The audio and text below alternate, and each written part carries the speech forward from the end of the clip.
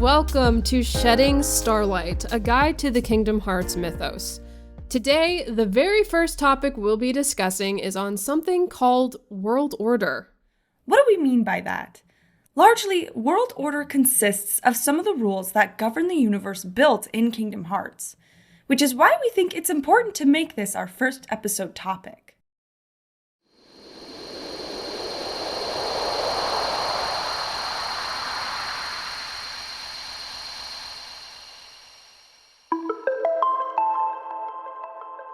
In Kingdom Hearts, the universe is composed of countless lesser planets, rather than one big landmass we're used to seeing in JRPG fantasy games. These planets are, of course, Disney films. So instead of, say, Hercules' Greece and Tarzan's Africa taking place on the same Earth, these movies are their own individual planets that are much smaller in scale.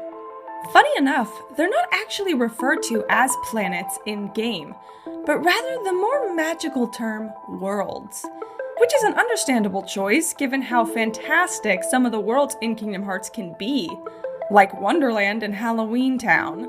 Now, all this so far is probably obvious, considering how starting from the very first Kingdom Hearts game we fly in a spaceship or a gummy ship to all these little worlds. But we gotta start with the overall premise in order to reach the deeper details in how these worlds exist and operate.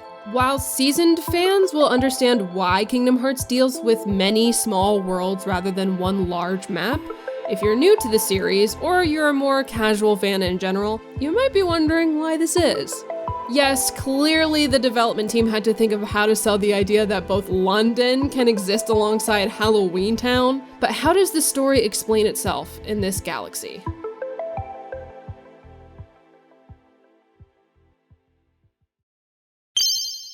You might remember how after finishing Neverland, when Sora revisits Traverse Town, he has this weird vision of Kairi's childhood with her grandmother. In this flashback, the lady speaks of a legend where people loved the light they lived in so much that they started to fight over it. This created darkness in their hearts, and that darkness swallowed most of the light, the people, and destroyed the world. But children, using the light that survived within their hearts, rebuilt the world we see in Kingdom Hearts 1, a world now scattered throughout space. It can get a little confusing using the term world to refer to either individual planets or the galaxy as a whole, but the latter is generally used only when discussing this legend. For most of this podcast, particularly the rest of this episode's presentation, we're going to be using world to refer to individual planets. In the present timeline, it's generally a rule for these worlds to not interact with one another to prevent confusion and panic. Most citizens aren't even aware that there are other worlds except for a few rulers like King Mickey and King Triton. Even Ansem in his first report writes that he's a scholar and a ruler of Hollow Bastion's world, and yet he only begins to ponder the idea of other worlds as he continues with his experiments.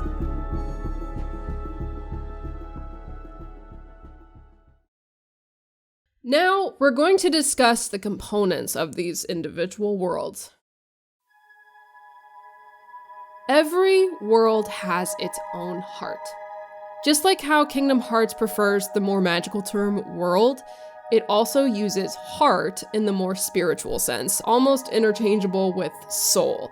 But not exactly, since Ansem Report 13 implies these are two different things. When we see hearts of characters, like Sora and Kairi's heart in Hollow Bastion, they appear as small orbs of light. But the heart of a world is much bigger. Ansem describes it as a massive core of energy. It's implied that these hearts shine, and that they collectively dot the sky as stars. For example, after Destiny Islands gets destroyed by darkness and Sora arrives in Traverse Town, Goofy points out a star vanishing. That star was the light of Destiny Islands and/or its heart. And at the end of Kingdom Hearts 1, when Kairi is watching all the worlds being restored, we see an incredible array of shooting stars as worlds return to their places in the sky. Now, hearts of worlds are overall always hidden behind a special keyhole, which can range in sizes and be surprisingly small for protecting something so large. They're also usually placed on unexpected areas like walls or the ground, but there are also a couple of interesting cases where these keyholes are located directly on strange doors, so we really want to take a moment to compare these instances. The first world is Hollow Bastion. In Ansem's 5th and 6th reports, we learn of when Ansem released a Heartless for observation. In Report 5, he writes, "In the deepest part of the castle, its antenna began vibrating as if searching for something. Suddenly, a strange door appeared. I'd never known of its existence." Now, it sounds like this door was literally invisible and only just now appeared as a reaction to either the Heartless or Ansem himself. He notes that this door had a large keyhole already unlocked, and when he opened this door, he saw Hollow Bastion's heart on the other side. Ansem also writes that he witnessed a meteor shower that same night, and in the 7th and 9th reports, it sounds like it happened after he opened the door, which we will circle back to.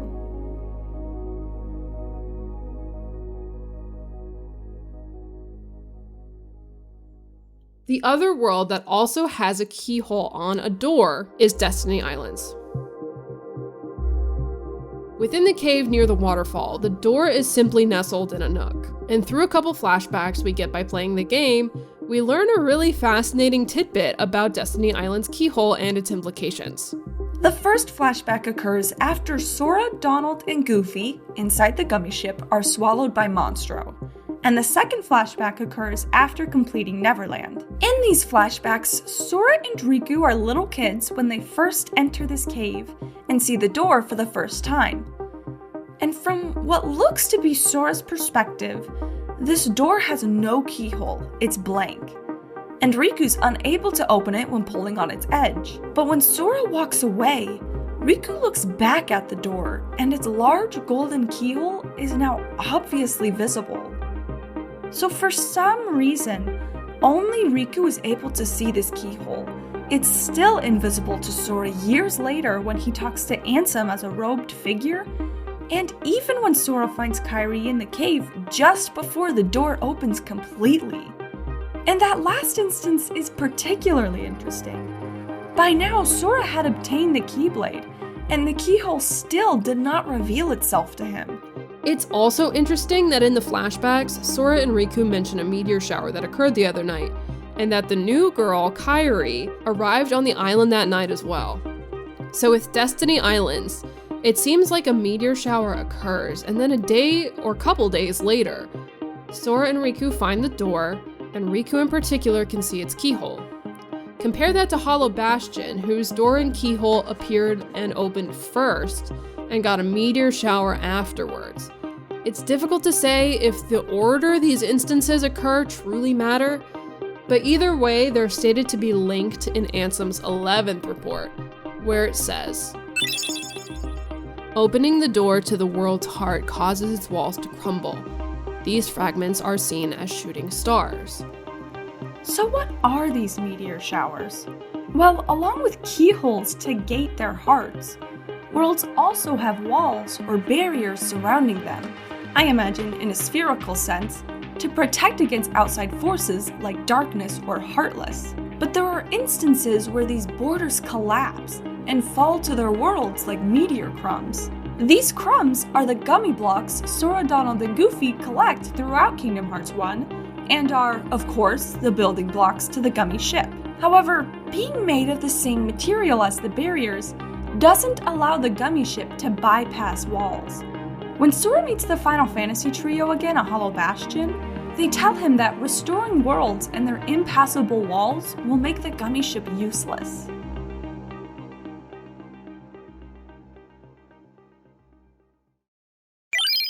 So to summarize everything we've presented today, a typical world of Kingdom Hearts has a heart, and this heart is protected by two things: a keyhole, which in some cases is located on a door, and a barrier surrounding the world itself to help seal it away. But when the keyhole is unlocked, this barrier can crumble, making the world vulnerable to threats like the Heartless.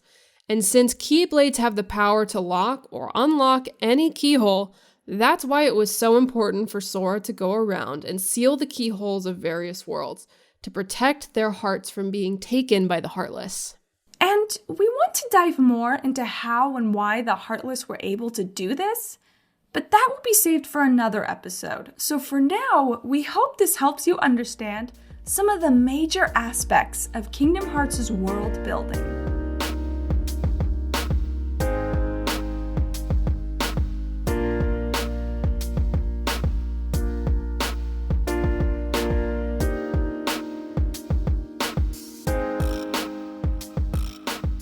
Hello, everybody, and welcome to the discussion section of Shedding Starlight. I'm here with Mel. Say hi, Mel. Hi! We are here recording the thing. This is our first time, and we're about to talk about everything that we just went through in the first 15 minutes of this podcast. Are you ready, Mel?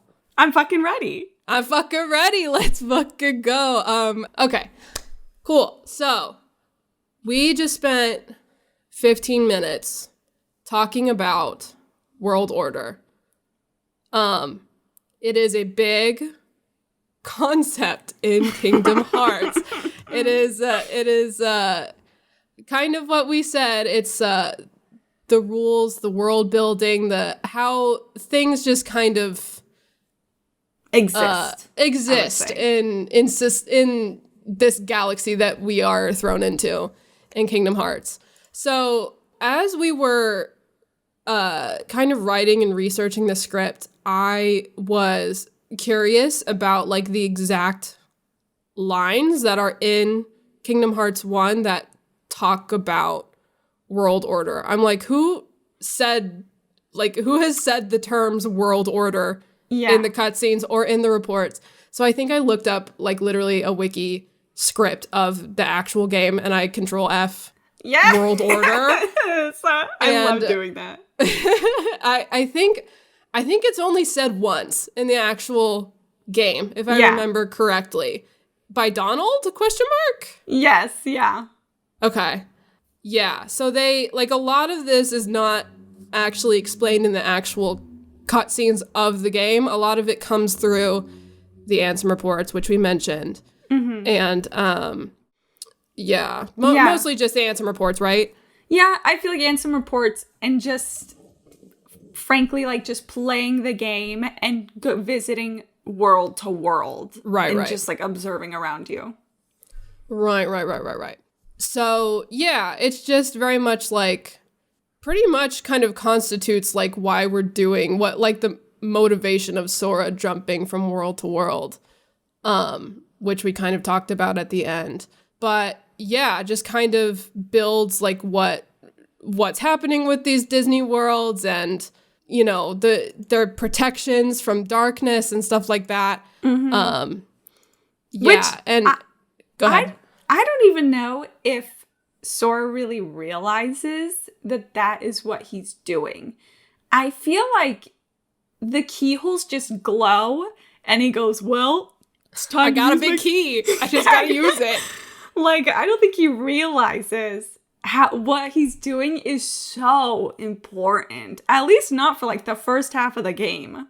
Yeah, I remember playing it as a kid and being like, so what do the keyholes actually do? Because when I was younger, I was not reading the Ansem reports. I was not going through that shit. I'm like, okay, there's a keyhole, and they can't come back now. They have to leave. And it's just like, I didn't realize, it took me a long time to realize like how important it actually was, because they really don't actually spell it out in the actual, I think that's story. Something that kind of separates Kingdom Hearts 1 from later installments, where Kingdom Hearts 1, it really is in between the lines, and it really is a lot more simple, at least in terms of like delivering information to the person playing the game.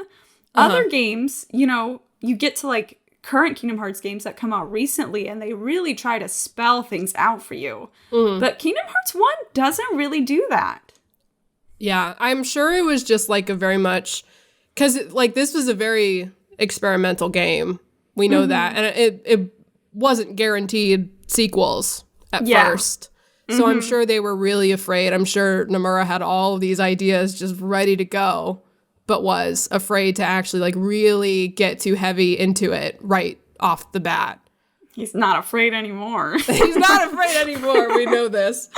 Dream Drop Distance lets us know that. This legend with Kyrie's grandma, I went back and I rewatched the cutscene for that, and it's kind of it's funny because it's little baby Kyrie running through this library, and she goes, "Where are we?" or "Where am I?" or something like that, and grandma just starts into the she just goes, "Long ago there were people that blah blah blah," and I was like, okay, just ignore the question, I guess. But it's a crazy story. It's literally like, it's kind of glossed over just a tad because it's a grandma telling a story, but like it's laying the groundwork for like, you know, the quote is literally, the darkness covered everything in the world disappeared. Like, yeah, it's pretty coconuts, especially because like besides that cutscene, nothing like that is ever referenced again in Kingdom Hearts, the first game. Like, ever. It's just that one scene. And it's a little unsettling because it's like not voice acted. There's like no sound effects. It's just like that kind of spooky music. I don't know if it's spooky, but it's like mystical. Yeah. And then you're just back in Traverse Town. And you're just like, okay, like what just happened? Yeah. Yeah, it's crazy. And it's like, again, I think just laying those seeds of like, here's what could happen if this series sees the light of day later on. And just the fact that like talking about how children were able to recreate the world, like just kind of tying this all back to like World Order, just kind of giving the origins of how everything sort of came to be as we see it in the game. Is because of children. Yeah. It's crazy. I love that because it really ties into how Kingdom Hearts in general is about kids. Sora, Riku, and Kyrie are like 15 at the oldest, you know? Yeah. I remember looking through, like, wanting to know how old they are. I think it said in, like, whenever video games used to come with little booklets in the box. I think it said, I think Sora was, like, 12 or 14, and Riku was, like, 15 or 16. Yeah, and Kyrie was even younger. Yeah. So it's just interesting that even with the legend, whether it's real or not, or whether it was a long time ago or not that long ago, I just think that is a very cool parallel to these kids that we do know and that we do see. And I don't know, I just love that Kingdom Hearts is about kids. Yeah, it's very cool. And like as the series goes on, they get older and seem less like kids, but they really are kids in this first game. Yeah. The older I get, the smaller Sora is. I think they make him smaller every release, I swear. I was younger than him when I think I first started playing these games. And now, that's crazy to think about. And a line that she mentioned that I don't think we talked about in the script is that she mentions that the quote-unquote true light is still sleeping, which is crazy. Do you have any insight into that? I think it's kind of weird because my first thought is to speculate that the true light, speaking from the perspective of Kingdom Hearts 1 alone and not any future games. It kind of reminds me of, do you remember that passage that you can read in that one laboratory when you're at the end of the world? And it's that laboratory that only shows up once? Yes, I remember. I don't know if I recently, so to give some context, I recently played the whole series start to finish. And did I end this year or did I end last year? I don't remember. But like it took me like 2 years to play through all the games on stream. Yeah. I don't think I did that in my recent playthrough. I don't think I went there. But I think maybe I looked it up on YouTube or something. I don't remember what the actual quote is, but yeah, go ahead. I don't remember what the actual quote is either, so yeah, we can look it up. I'm trying to remember a line. Oh my god, Mel. Google it. What? I typed in Hollow Bastion Lab quote. Do you know what came up as the first result on Google? Your Twitter. What does it say? What did I say? It's a spoiler for a later games. Oh, here, I'll link it to you. I know exactly what it is. I don't even need to fucking look. This was the first result. God. That is so funny. I wonder if it's doing that because I'm logged into Twitter and I follow you, but maybe. I just saw, as soon as I typed it, it just said Mel at the top of Google. And I was like, oh my god. I forgot that that's what I just call myself on Twitter. My handle is just Mel. So this passage just talks about a great heart and the realm of Kingdom Hearts. For the heart of light shall unseal the path. Okay, so it doesn't ever mention true light. It says door to darkness to seal the light. Uh-huh. So it's a very interesting passage. One that I would like to get to in depth in a future episode. Not quite this episode, but eventually I would love to dive into this passage because it's so interesting. But I think when it comes to Kairi's grandmother and this true light that she's mentioning, I think the best chance that we have is something similar to what Ansem is looking for, but because Ansem never calls Kingdom Hearts the true light, it's kind of unsure if what he is looking for and what Kairi's grandma is talking about is one and the same. But I think if they're not the same, then they at least are leading us to the right path. Right. That's what I still think. But either way, it's interesting that whatever this true light is, no matter what, we certainly don't see it in Kingdom Hearts, not as Sora. So it'll just be really interesting if we ever find out. Well, I guess Sora himself, says Kingdom Hearts is a light. I don't know why I forgot that iconic quote.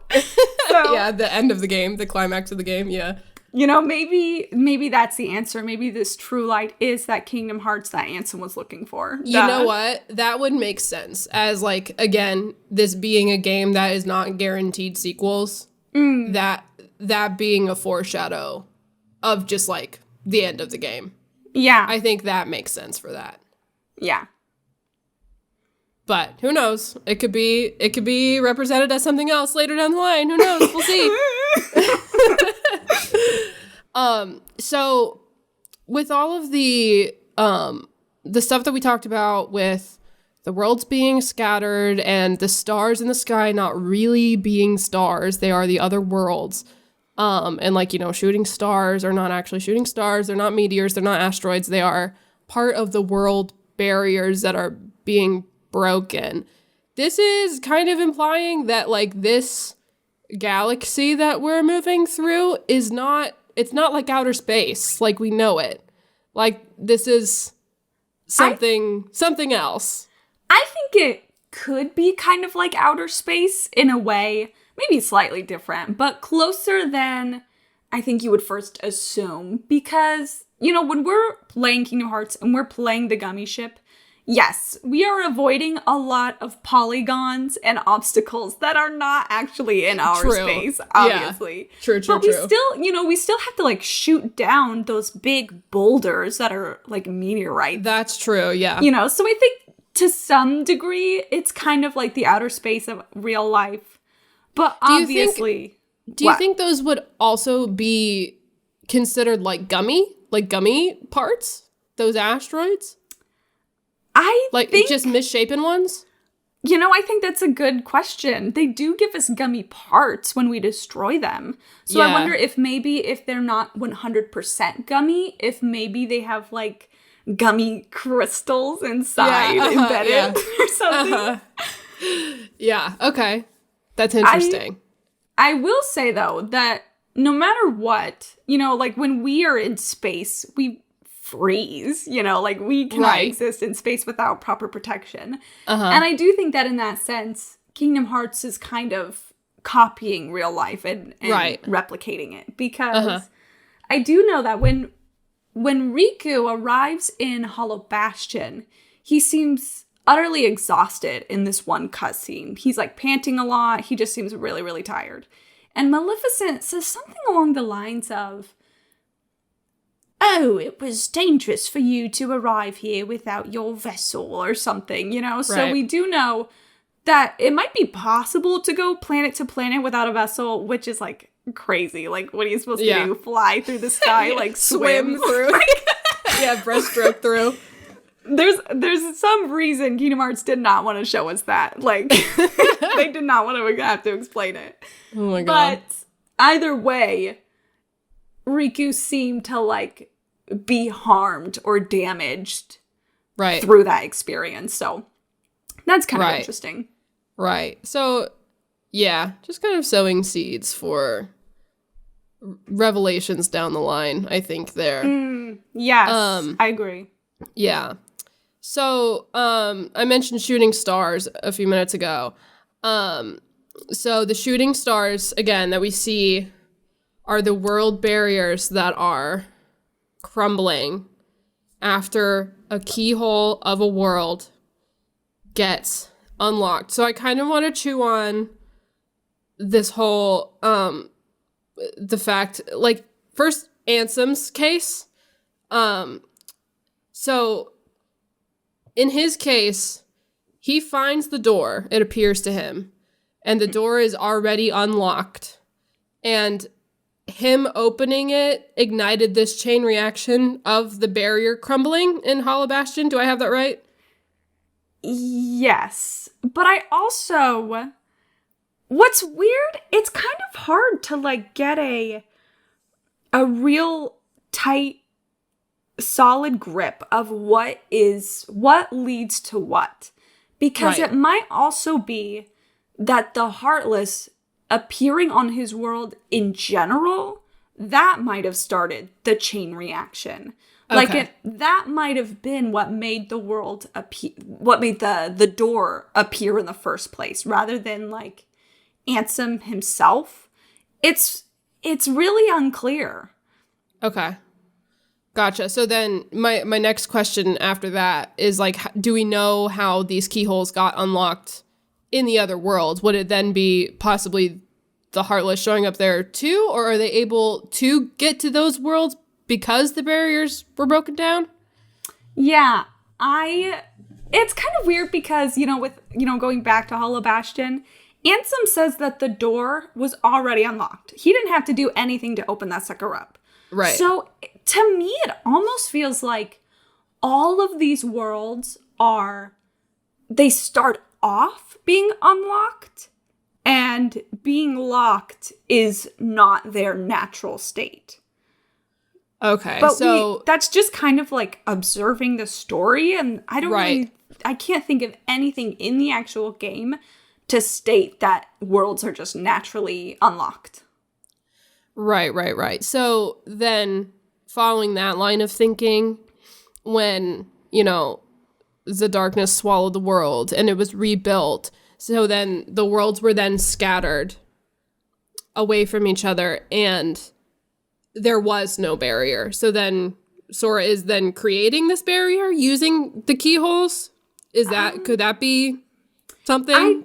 I don't think so. And the reason why I don't think so is because we don't know how long ago Ansem wrote all of his reports and about his studies. Okay. But either way, it seems to me, especially with Ansem being that heart and that robe in Destiny Islands, I assume it's been a while before Kingdom Hearts 1. So if the worlds already exist and are already crashing down, I don't think the Keyblade is responsible for creating those walls. At least not Sora's or whatever. Right. The one that Riku had. Right. Okay. Interesting. I'm just like, me trying to wrap my head all around it is like, okay, I want to know what what caused what to cause what to cause what. You know? I also wish could give like more solid answers, because I think this topic of Kingdom Hearts is so interesting to me. And so the fact that we just kind of have to like shrug it off slightly, it bothers me, but whatever. Yep, I agree. Yeah, and then I think the last question I had regarding that was that, like, Ansem, and you mentioned already that we don't know how long ago these reports were written. I guess it was just interesting to me to think that he was the only person that we know of to have found this research and to have discovered, you know, all of this, the heart of the worlds and stuff like that. And I guess that led me to believe that these individual worlds have not been around for a super long time, but I guess that's just my own speculation due to the information that we have. It's weird, because you would think that, like, if the worlds have not been, like, separate for a long time, you would think that, like, there'd be folk tales of one giant world. Yeah. And maybe, I guess that could be what Kyrie's grandmother's legend is, you know? Mm-hmm. Yeah. It could support the idea that the worlds just haven't been separate for that long. Right. But I also, when it comes to Ansem, you know, I don't think he's the first person to discover this, because, you know, we have someone like King Triton who flat out knows, like, the tea. Like, he tells Sora, right. You shall not. Yeah, that's so interesting to me, too. Like, how did he find out all of this information? What does he know? Yeah. Like, totally. And you even have, you know, the villain league of Maleficent and... Yeah. And, you know, all of, you know, that little circle of villains, they all know. They all went to Hollow Bastion somehow. So, it's just weird, because it's like... You know, the villains might have discovered it after Ansem, but I personally feel like Ansem discovering Heartless on his own, which then led him to discover the door, which then led him to discover the border. It seems to me that all originated from not how smart Ansem is, but from the fact that he's evil enough to experiment on people that turn them into Heartless in the first place. So it might be like, if we have some other planet, you know, let's say the people in Neverland, you know, they all live in London, they all have telescopes. Right. I don't think it's necessarily that they don't realize that all those stars are other worlds, not because they're not smart enough, but because they didn't take that one action that Ansem decided to take. Right. To me, that's how I feel. Yeah. And oh my God, I want to focus on that for a second. I am so curious about these circumstances that Ansem created to turn people into Heartless. It's so morbid. It's so cool. Like, we teased in our trailer, like, human experimentation and blah, blah, blah. And we're hitting this on the first episode because, like, it's so crazy. It's so interesting. Especially, like, there's, like, some line in one of his reports where he talks about giving the Heartless living and non-living samples. But that's the word he uses, samples. So we don't know if he's giving them, like, rats. We don't know if he's giving them more people. It's really coconuts. It's really crazy how evil this fucking guy is. Yeah, and, like, in like such huge contrast to the actual plot of this game. I know. Of like the most happiest the most happiest 12-year-old boy jumping with Goofy and Donald around to The Little Mermaid and fucking Hercules with Chip and Dale at their side, and meanwhile I just imagining Sora reading these reports and like having a crisis about it. I know. That's the other thing. You reading the reports ourselves is one thing, but I almost imagine like Jiminy reading the reports and purposely not telling Sora because he's not ready. Yeah, because like I've never really thought about it before, but like that's kind of a little immersion breaking. Like Sora, if Sora collects those reports and doesn't say anything about that, that's a little, I don't know, it's a little inconsistent. Yes. Yeah. Especially because we know that he actually collects them because Aerith is the one who told us that, he has a bunch of papers spreaded throughout the world, So we know we actually collect them, but we just never talk about them, which I think is a little frustrating. I think it'd be really interesting seeing Sora read these. Yeah. Yeah. But whatever. We don't get the Sora angst till way later. Ooh. But yeah, that's so crazy to chew on. Like one of the most like happiness and love and light, games to ever exist out there has this, not B plot, but like underlying story to it, which is crazy. It's wackadoodle. Yeah, speaking of Ansem, the other world that we talked about was Destiny Islands, and I'm just so curious as to why only Riku can see the keyhole on the door and Sora can't. That's crazy. And this is something I didn't know for years because it's so subtle. It's so subtle. I didn't know this, I think, until like a couple years ago from today, 2023. So realizing that, I think I had to read it online. I don't think I ever even noticed it myself. Yeah, that sounds like something someone on Tumblr would point out. A Riku stan on Tumblr. Yeah. But yeah, which makes me think about when Sora and Riku are talking and Riku ends up obtaining Sora's Keyblade, and you kind of have to ask yourself, like, okay, like, I thought Sora was the chosen one. Like, what's going on here? Like, it's so weird. Because, who was it? Was it Ansem who told Riku, it's because your heart was stronger at that moment or something? Yeah. And we do see Riku get another Keyblade later on, but even then, Riku's still kind of possessed by Ansem, and we don't know if that changes anything. Right. But it's definitely weird that Riku could see this keyhole. He was so young, Yeah. I want to go back and rewatch this cutscene because I haven't yet since learning that information. And it makes me wonder, and like knowing the future of the series and how deliberate everything is, I know that this is probably not the case, but like it just makes me wonder if that was like an accident.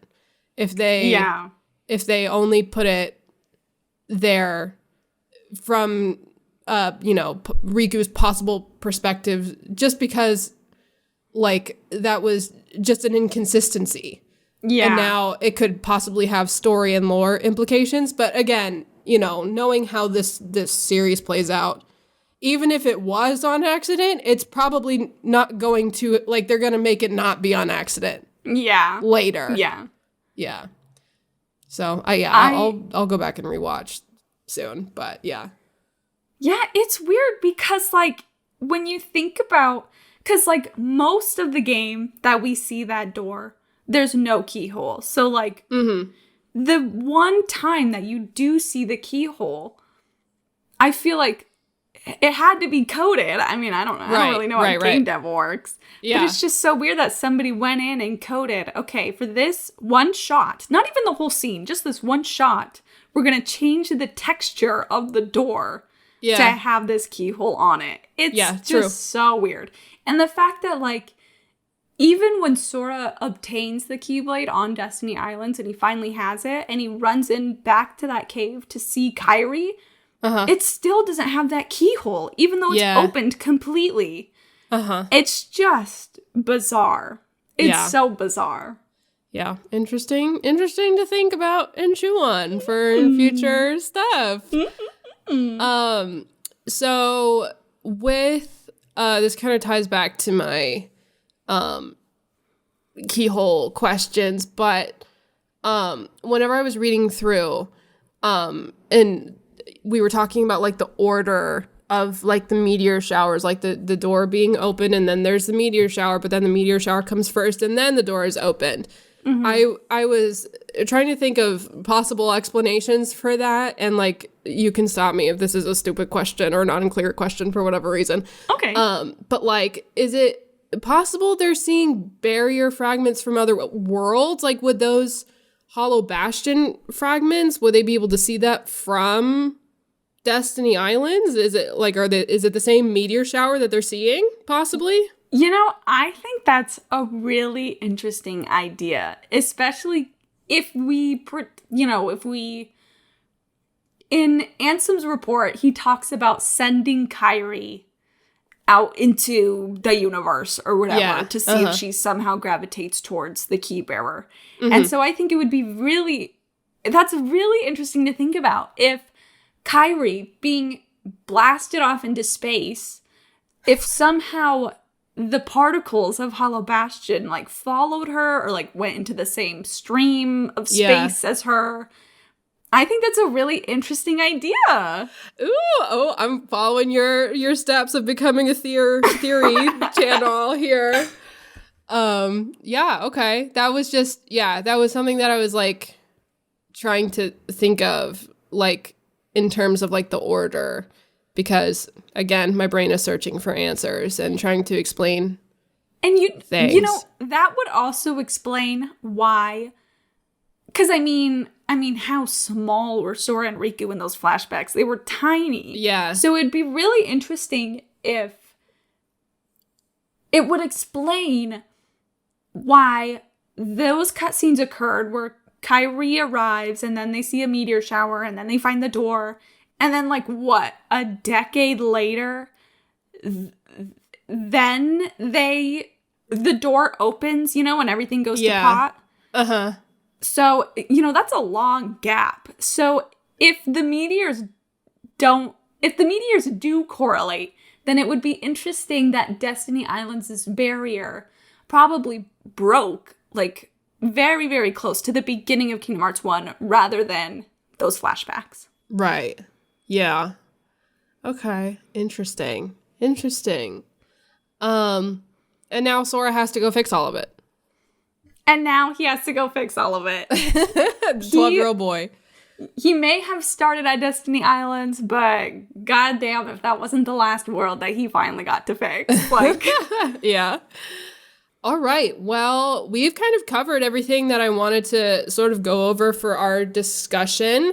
And as we said in our introductory episode, if you haven't listened to that, I would highly suggest that you do. So you just kind of get an idea of what we're kind of doing with this format and everything. As we said in that episode, we're going to be telling you what our next topic is. So if you have any questions about that particular topic, you can send them to us at sheddingstarlight@gmail.com. And if we don't address it in our scripted section, then we will address it in the discussion.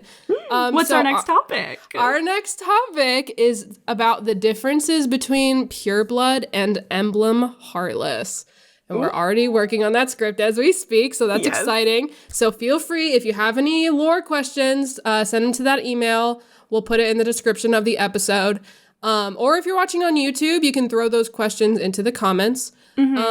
And yeah, that's it for our first episode. Mel, how do you feel? I feel good. I feel excited. I am also so excited. So if you're already enjoying the show so far, consider rating us on Apple Podcasts and Spotify.